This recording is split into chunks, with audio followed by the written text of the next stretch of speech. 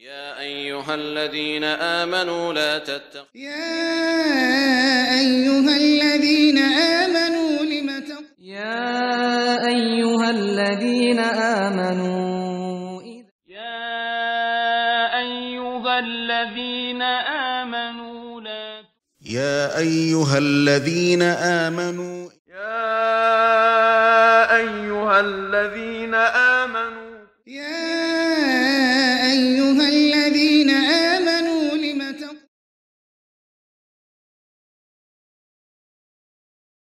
أعوذ بالله من الشيطان الرجيم بسم الله الرحمن الرحيم الحمد لله وحده والصلاة والسلام على من لا نبي بعده وعلى آله وأصحابه عليهم أجمعين ومن تبعهم بإحسان إلى يوم الدين أما بعد السلام عليكم ورحمة الله وبركاته عزيز محترم مسلم الله درسimizning bugungi qismi mu'minlarga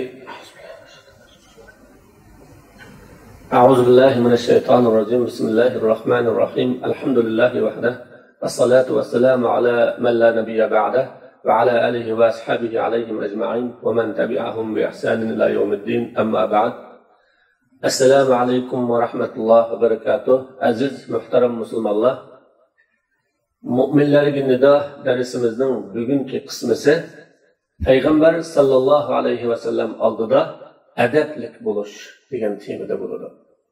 Aziz qarindoshlar, biz Allah subhanahu va taoloning Qur'oni Karimdagi 90 o'rinda mu'min musulmonlarni chaqirgan nidolarini so'zlab 20 qismiga kelgan edik.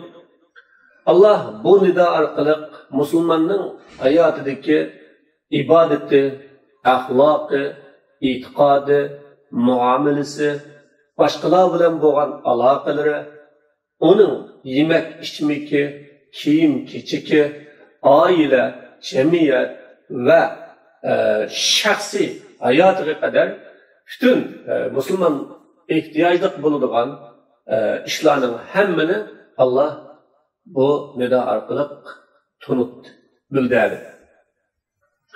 Allah subhanahu va taolo mana bugungi oyat orqali biz mu'min musulmonlarga yana bir ibodatga buyurdi va shu ibodatni bizga tunutdi.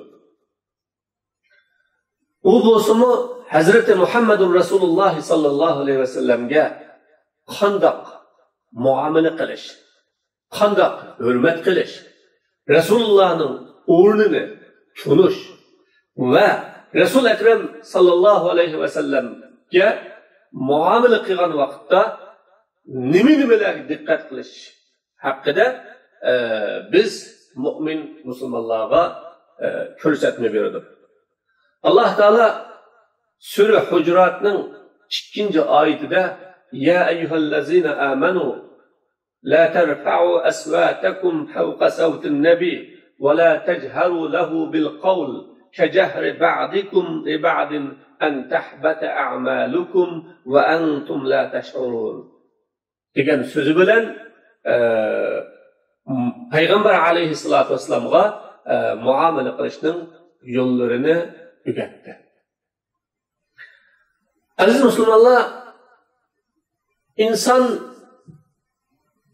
Allah subhanahu va taoloning yaratishi bilan omonatni ustiga olgan, vazifani ado qiladigan, Allohga qulchilik qiladigan holatda yaratgan.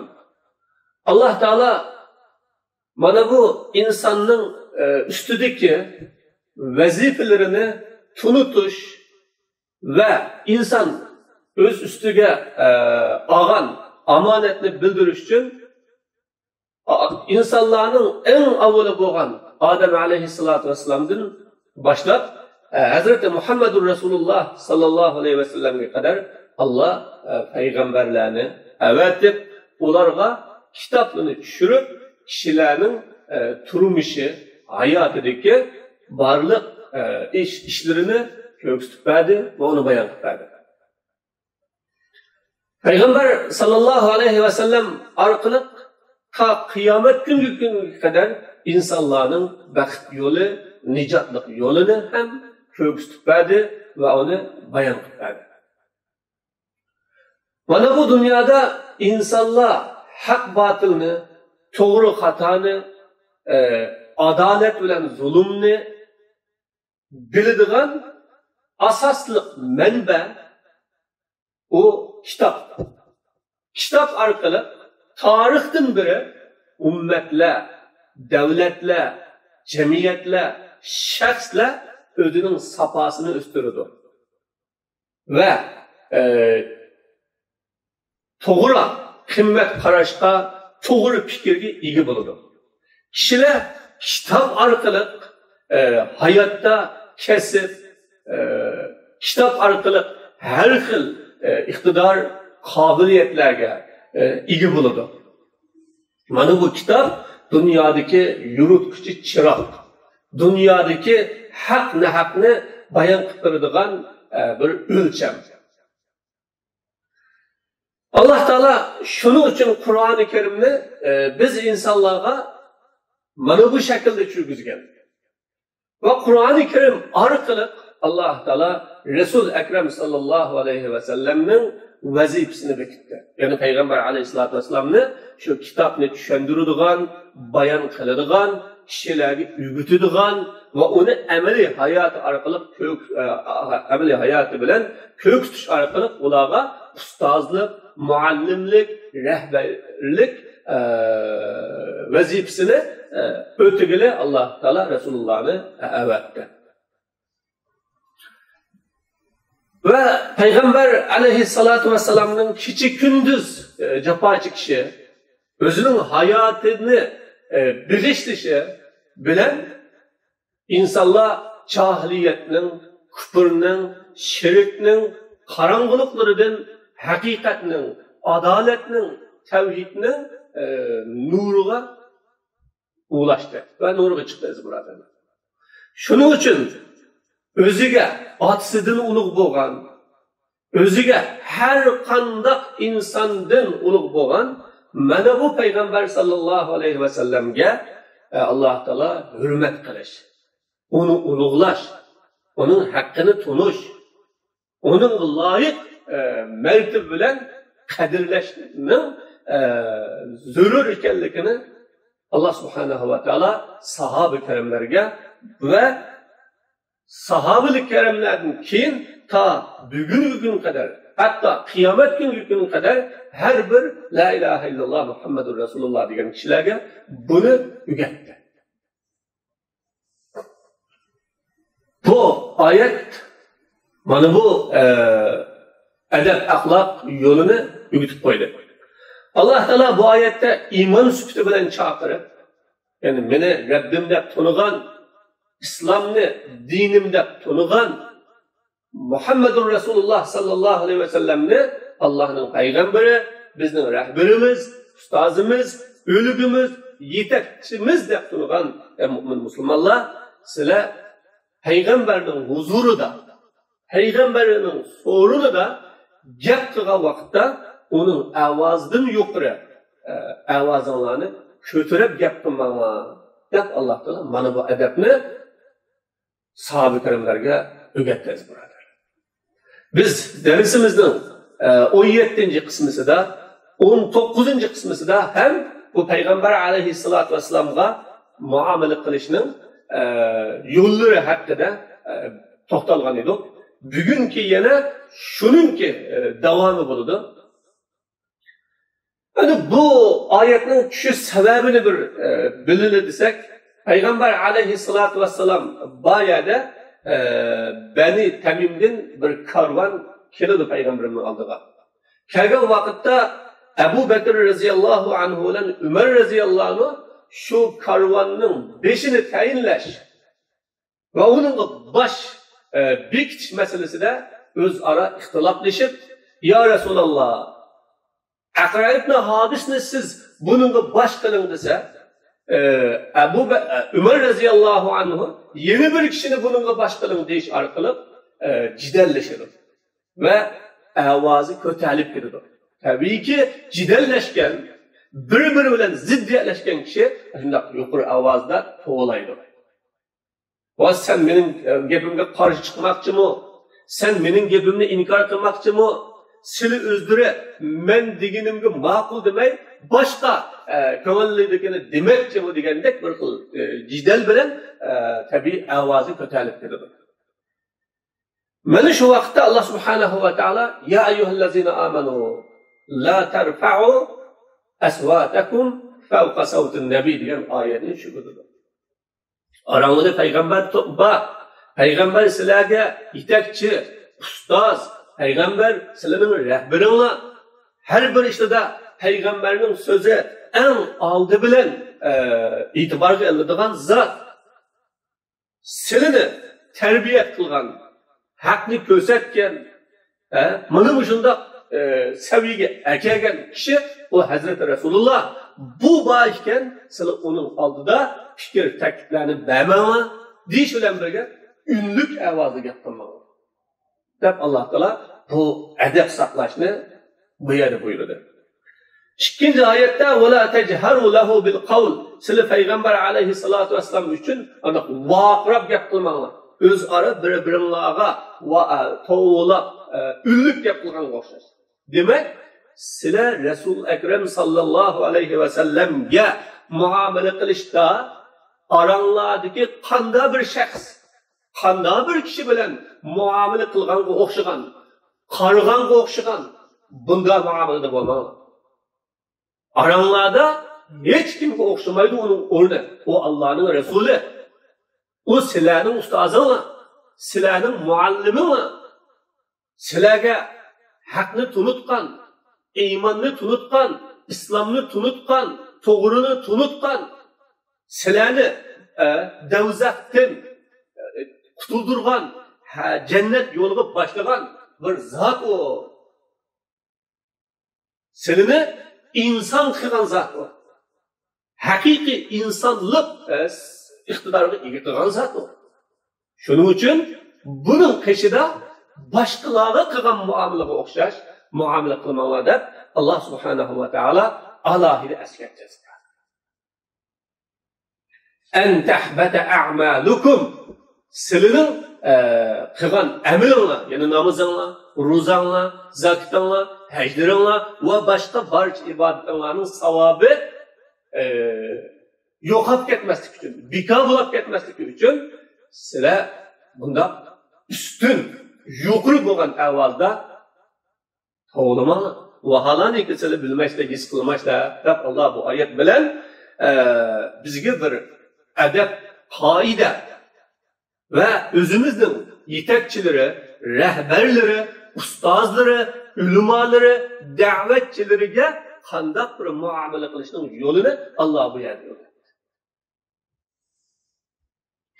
Sahobalar mana Alloh subhanahu va taoloning har bir buyrug'ini ibodat deb biladi. Shuning uchun ulamolar ibodat degan nima degan savolga ibodat degan Allah razı bulunduğun, Allah yaxshi ko'radigan, mayli söz, mayli amal, şirket bo'lsin, mana buning hammasi ibodat. Allah yomon ko'rgan, Allah Taala xolimigan, shuning uchun uni to'sqan, cheklagan har qanday ishning o'zidan yenish bu ibodat deb buyurilgan. Demak, Qur'oni Karimda yuqorisi buyruq shakli bilan, tuvini ruxsat shakli bilan bizga ruxsat qilgan ishlarning hammasi ibodat. Cheklagan har qanday ish buni yenish bu ibodat, buni qilish jinoyat. Bu yerda yuqori ovozda gap qilishni Alloh to'sdi, bundan yenish ibodat. Shuna sahobalar shu qadar bu Alloh taolaning hukmiga beshini egadigan, bo'ysunilgan kishilarki, Umar radhiyallohu undan keyin payg'ambar alayhissalatu vassalamning oldida gap qilgan vaqtda Umar nima dedi deb so'rg'iday darajada past gap qiladi deb rivoyat qildi birodarlar. Ular shu qadar adablikki mana bu oyat tushgan vaqtda Sobit ibn Qays degan bir sahoba bor edi. Buning tabiiy ovozi jarangli, unlik chiqadigan kishi edi. bu Peygamber aleyhissalatu vesselam'ın qaşida gap qilgan vaqtda ullik gap qilardi. Bu oyat tushgandan keyin yo'qotib ketdi. Rasululloh uni surishtirishni qildi. Sabit nega ketdi? Ko'midimi bu deb. Sahabe kerimlerden birisi, men onun ahvalını okup kelay ya Resulullah dedi. Şunun bilen Sabit'nin ki ahvalını okuşun onun uyuga kelsa, o yığlap otururlar. O nima bo'ldi sana degan chog'da, mana bu oyat tushdi, men qilgan amallarim bekor bo'lib ketibdi. Mening qilgan amallarimning savobi yo'q bo'lib ketibdi. Chunki men ovozim unli, jarangliq bir kishi Rasulullohning oldida ko'p qitim shunda unli ovoz bilan gap qilsaganman deb nihoyatda qayg'urib ichib shu o'zini men davzax ahli ekanman deb turgan chog'ida Payg'ambar alayhisolatu vasallamning qichig'i haliqi sahoba berib bu Sabitning ahvoli bu ekan dedi. Payg'ambar alayhisolatu vasallam berib davunga u degan jannat ahli va davzax ahli emas. Chunki bu Sabit ibn Qays radhiyallohu anhu Peygamber aleyhissalatu vesselam'ı terki hürmetli kılıp Resulullah sallallahu aleyhi ve sellem'nin aldıda avazını üllük kılışta maksat kılıp kıldıgan zaten mesela. Aziz braderler, mana bu hadis her bir cemiyetin başları biz, yetekçileri biz devatkan, Müslümanların başları biz devatkan, teşkilat başları bolsun, cemiyet başları bolsun, ya Müslümanlığa hakiki hizmetini kıldıgan, aldırı mağdıganlar bolsun, o Resulullah'ın sünneti çokum Sabit ibn Qays radıyallahu anh'ın yokluğundaki aşı cemiyette her bir kişinin ahvalını bilip, yoklap, haberini ilip duruş gerek. Kim kesel, kim kıyınçılıkta, kim karizdar, kim yetim, kim tul, qaysının ahvali yardım berishga tegishli, xuddi bir oila, beşer, oila ichidagi oilaning a'zolarini qandoq yo'qlasa, uning qandoq kuyalgan bo'lsa, cemiyet başları çokum şu cemiyetdeki kişilerge ana shunday kuyunish bu Resulullah'ın sünneti bu. Etraftaki Müslümanların hakkı. Yani Peygamber aleyhissalatu vesselam sahabelerini şu kadar yoklap durardı burada. Mana bu ayet arkalık Allah subhanahu ve taala Peygamber sallallahu aleyhi ve sellem'ge sahabelarının her bir müminin ustazı bo'lgan, da'vatchisi bo'lgan, uleması bo'lgan, muallimi bo'lgan bu zatga qaysi xil shaklda muomala qilishni Allah bu oyat bilan o'rgatdi. Va bu oyat bilan buni bildirdi. Mana bu musulmonning namoz, ro'za, zakat, haj va boshqa ibodatlarga o'xshash o'zininki ustidagi ado qilishga tegishli haqlar bu. Mana bu oyatdan ulamolar Peygamber aleyhissalatu vesselam'ның varislari bo'lgan, izbasarlari bo'lgan ulamolarga hurmat qilish buningki tegiga kirib ketadi deb bayon qilgan. Chunki Allah subhanahu va taolo Qur'oni Karimda "Qul hal yastavillazina ya'lamun vallazina la ya'lamun" ey Muhammad aleyhissalatu vesselam, siz biladiganlar bilan bilmaydiganlar barobar bo'lamdi deb bir so'rang dedi. Bu savolning javobiga har qanday kishi yo'q. Bilmaydiganlar bilan biladiganlarning o'tirisi o'xshash bo'lmaydi.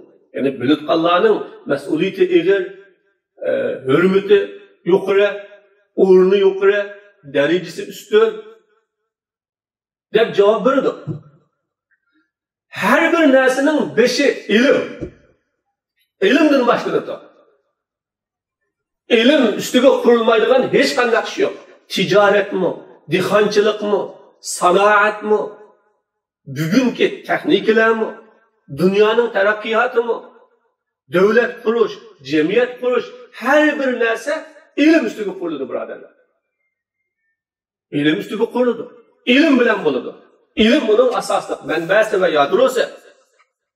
Şuna Allah subhanahu ve taala mana bu ayet bilen kishilarga ilmliklarning o'rnini bekitib bergan bo'lsa, yeni bir oyat bilan Allah yerfa'illahu allazina amanu minkum vallazina utul ilma darajat. Allah subhanahu va taolo sizlarning ichingizdan mu'min musulmon kishilarning darajasini ustun, oliy qiladi ve ilim bilganlarni bir necha daraja avlining darajasidan uninki mertebesinden üstün kıladı deb Allah Teala bir yerde bayan kıldı. Çünkü aldıda dersimizin aldıda dediğimizge o'xshash her qandaq bir milletni, cemiyetni çoğun onun ilim ilgileri yeteklep manadı. Yol köksüdü. Doğru hatani ilim ilgileri belgileydi. Nime işni qilish, nime işni qilmaslik, bugunning talab taqozosi nima? Bunu ilim ilgileri belgileydi ve ilim ilgileri onu bekliyoruz birodarlar. Bulup mu İslam dini de Müslümanların Peygamber sallallahu aleyhi ve sellem dünyadan ketkendan keyin Kur'an-ı Kerim'nin nurunu yürütüp, yolunu bayan kılıp, Resulullah'ın sünnetini hakiki gösteren kişiler Rabbani ustazlar. Özünü bana bu dinle begiştiğen, dinle atıgan, din yolu da qandaq eziyet, musibetler kelsin, onunla perva qilmagan holatda mana bu dinning xizmatini qilishni mangan bu kishilar ummatning yetakchilari, ummatning yo'lboshchilari bor. Ular payg'ambarning o'rnida turadigan izbasarlar ular.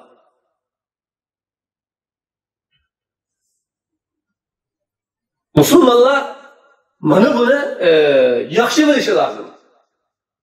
Chunki Rasululloh sallallohu alayhi vasallamning davridan boshlab toki bugungi kunga qadar ummat o'zining olimlari bilan haq yo'lni tanidi. Haq yo'lni bildi. Valla bugungi islomni, bugungi haqni, bugungi to'g'ri xatoni ana shuni bilan bildi. Şunun için bir Müslüman ümmetinin içinde del o Müslüman ümmetinin en katta yetekçileri, yolbaşçıları Rabbani bo'lgan. Özünü İslam dini için begişliğen, ümmetini akarış yolunda, ümmetini hakka başlaş yolunda, ümmetini şirk küfürden saklaş yolunda, ümmetini zilletten kurtuluş yolunda, ümmetini tecavüzçülüğün ayak astıdan azat kılış yolunda özünü atakmangan kişiler bula ümmetinin en yüksek derecedeki hürmet, imtiyaz ve fazilet sahipleri olan. Allah mana bu ayet bilen ulağı qanday muamele qilish, ularning oldida qanday adabni saqlash, ularga qanday hurmat qilish, ularning so'rinlarida o'tirib qolgan vaqtda qaysi xil shaklda o'tirish, mana buni Allah subhanahu va taolo o'rgatyapti birodarlar. Chunki payg'ambar sallallohu alayhi vasallam ummatga Qur'onni o'rgatdi. O'zining so'zlarini ummatga meros qoldirdi. Bugungi kundagi haqiqatparvar ustozlar ham ummatga Qur'on o'rgatdi, ham Rasulullohning sunnatini o'rgatdi. Çünkü Peygamber Aleyhisselam "Hayrukum men ta'allama'l Qur'ana ve 'allama." Sizlarning eng yaxshilari Qur'onni o'rgangan va uni o'rgatgan kishilar.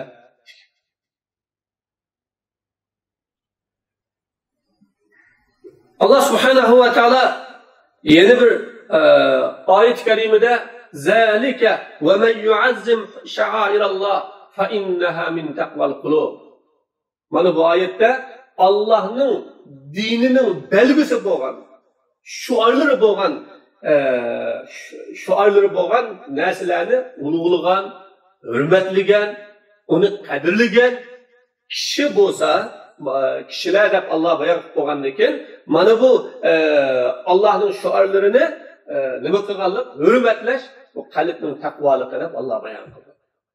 Demek bir Müslüman dinning şuarlarini hurmatlaganlikni Allah taqvolik, iman, ibadet deb tanıttı. Ulamalar mana bu şairning ichida birinchi şuar Allah'ın şuarları, dininin belgeleri ulamalar deb bayon qildi. Çünkü ulama orqali haq batıl ayrıldı. azgınlık ayrıldı. Ölüm anı arkalık doğru hata ayrıldı. Dost düşman ayrıldı. Şeytanın yolu bilen Rahman'ın yolu farklandı. Kişiler şirk, küfür, zulüm bunun karanlıklıkından hak hidayetin nuruga çıkıdı. Mana bular şu ölüm anı arkalık din yaşaydı, din güllünüdü, Müslümanlar izzet ega buludu. Şular arkalık bir millet en aksı mevcutluğunu saklaydı deb bayon qilgan. Şu tarixin biri İslam ümmetinin düşmanları şunun Rabbani alimlerini turmuga solash bilan yoki dag'i etish bilan yoki ularni yurtni qo'g'lab chiqarish bilan yoki musulmonlarga haqiqiy yetakchilik qilish xizmatini qilib qo'ymaslik bilan ularning harakat faoliyatlarini cheklab millatni ayirib o'tganimiz birodar. Barliq tajovuzlarning o'xshash usuli tarixdan beri nima desa yetakchilarni millatni ayirib o'tish. Xuddi Arab müşriklari Payg'ambar sallallohu alayhi va sallamning da'vatini to'xtatish, ovozini o'chirish uchun o'ltirishni qasd qilib, yetanmagan chog'da uni yurtni qo'g'layotganga o'xshagan. Bu tarixdan beri davomlashib kelgan. Bu Allohning shoirlari. Shuning uchun aziz birodarlar, biz bugun bir davrda yashayapmiz endi. Bu davrda kim haqiqatning egalari, kim haqiqatga yetaklab mangdi, kim ummatning ichidagi, musulmonlarning ichidagi musulmonlar uning atrofiga to'plashga tegishli kishilar buni bilolmaydigan bir davrda yashayapmiz. Hatto islom dushmanlari bugun ulamolarga har turli fitnalarni, tuhmatlarni ortish orqali ularning o'rnini tushiradigan, imtiyozini tuvallatadigan, musulmonlarning oldida ularning o'rnini yo'q qiladigan mana bunday suiqasdlarni qilyotdi. Tor internetlarda bo'lsin, her türlü yazmalarda bo'lsin, davomli hujum payg'ambarning varisi, ummatning ustozi, muallimi va haqiqatning jakarchilari bo'lgan mana bu kishilarga bo'lyapti. Mas'uliyatni ularga jiq atib. To'g'ri? Ular haqiqatan millatning yetakchisi, rahbari, ustozi. Ularning haqiqatan ummatga bütün vücudu bilan xizmat qilishi kerak. Ammo uning millatning qo'llashi, himoya qilishi va ularning shu haqqa chaqirgan vaqtda labbay deb ijobat qilishilar bo'ladi. Aziz birodarlar, biz mana bu ishlarni ehtiyot qilishimiz lozim. Alloh subhanahu va taolo Peygamber aleyhissalatu vesselam'nın o'rni huzurida Rasululloh qanday muomala qilishni o'rgatdi. Bu ta qiyomat kungachilik bo'lgan musulmonlarga o'zining yetakchilari, payg'ambar izbosarlari, Allohning hidoyat va nur chiroqlari, kishilarga to'g'rini bildirgan bildiruvchilarga qarshi qanday muomala qilish hakkında o'ylanishga chaqiradigan bir oyat bu.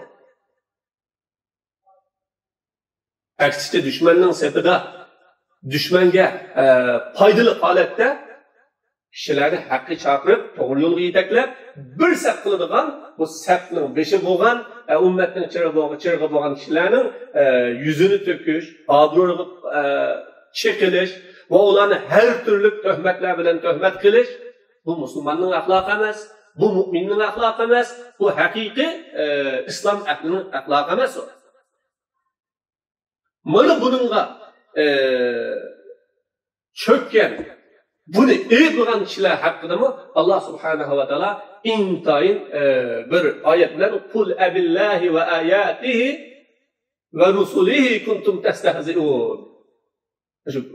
Sahabe-i kerimler Tebuk vuruşunu mangal vakitte münafıklar sahabalarning ichidagi olimlarni qo'saqqa amrab, rohatga amrab, yigili amraq, düşman bilan uchrashgan chaqda o'qidigan, qachidigan, jangga kirmaydigan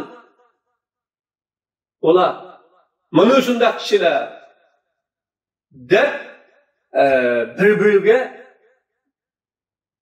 haqorat shaklida, ko'zga ilmaslik shaklida, ayıplash shaklida gap qilgan chaqda mana bu haqda derhal Allah subhanahu va taoloning rasuliga oyat tushgan.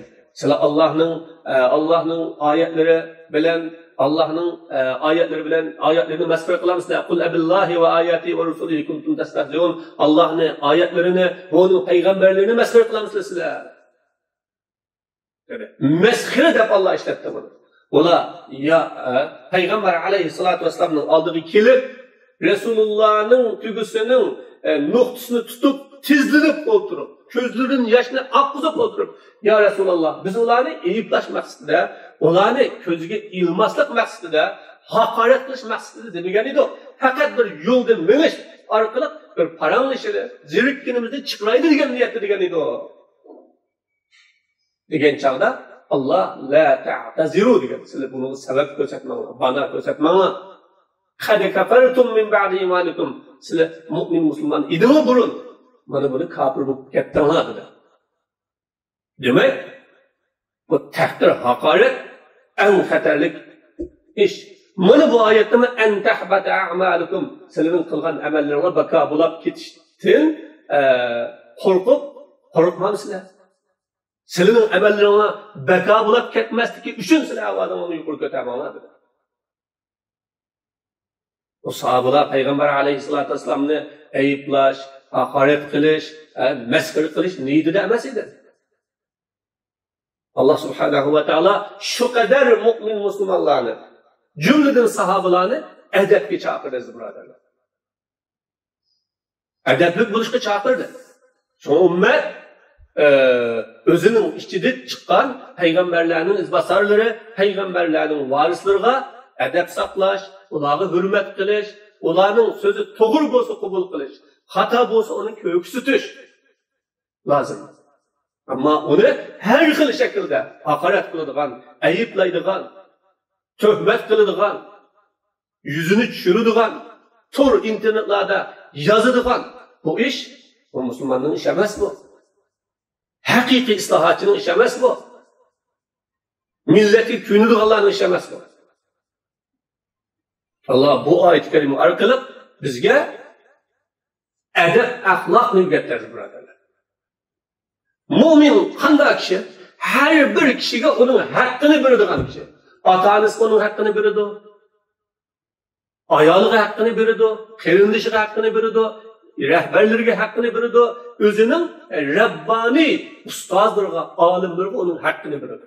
Ammo uni gunohdan pok, xatolikdan xoli mutlak günah kılmaydıgan terörist süperlik adamlar deb turmaydı onu. Onda anlasın. Şunun için Allah subhanahu ve ta'ala'nın mana bu ayet-i kerime bizge nur kılgan işlerini öğütüdü buradarlar. Birincisi mana bu ayet-i kerimeden biz öğünüdüğümüz Peygamber aleyhissalatu vesselam'ın kaşıda avazını yukarı götürüp yapılıştın Allah'ın tosqanlığına biliştin. Bu Peygamber aleyhissalatu vesselam'ın sünnetiga muamele kılışını belgilep durdu. Resulullah'ın sünnetiga qanday dereceli muamele kılış. İkincisi sahabalarning mana shundan qattiq ansirab her vakit biz bu Resulullah'ın oldida adabsizlik bo'lib qolamidi, ushlatganligini buni uqtirib qo'ydi. Dördüncüsü ilim ve ulemaların faziletini bu ayet-i kerime okuduk. Çünkü ulemalar peygamberin varisleri. Peygamber ilimni koyup koydu, ulemalar şu ilimni aldı, ilimni yetkizdi, ilim bilen hizmet kıldı. Beşincisi ularga hürmet kılışının vacip kılındı. Müslümanlar bana bunu hürmet kılıp etrafıga yığılıp gap sözünü anlap onu bir rehber sütüde, onu ümmetin beşi sütüde kürek tutup onun hakiki maslaşkan çağda Allah subhanahu wa ta'ala ümmetki nicat kıldırdı. Ümmetki nicat kıldırdı. Ümmet çokum bir sab boğandı nicat tapıdı. Bir cemaat boğandı nicat tapıdı. Cemaat buluş bu dindeki en asaslı ibadetlerden birisi. Ama o cemaat çokum bir yetekçiye muhtaç. Başka muhtaç. O baş mana Rabbani ustazlar haqiqiy salohiyatli ulamolardan chiqadi. Va shularning tarbiyasini olgan va shuni bilan haqiqiy bilim olgan kishilardan chiqadi. Şuna Allah Teala bu ayet-i kerime bilan bizga ulamolarimizga qanday hurmat qilish, qanday adabda bo'lish ma'ni bizga o'rgatdi. Biz o'zimizning tarixini ko'rib baxsak bo'ladi.